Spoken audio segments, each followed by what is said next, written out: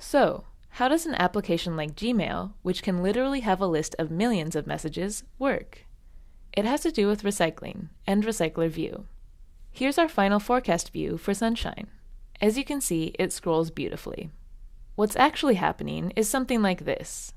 Rather than creating these list items as we scroll, which would potentially cause glitches and performance problems, we keep some in a queue or recycling bin for reuse. What's actually happening is something like this. Rather than creating these list items as we scroll, which would potentially cause glitches and performance problems, we keep some in a queue or recycling bin for reuse. When we're about to scroll, the Recycler view returns one of these previously created list items to you. Your code then binds the list item view with new content. Then it can be scrolled in. Views that are scrolled out are then placed back into the queue for reuse. This is a simplistic version of what actually happens.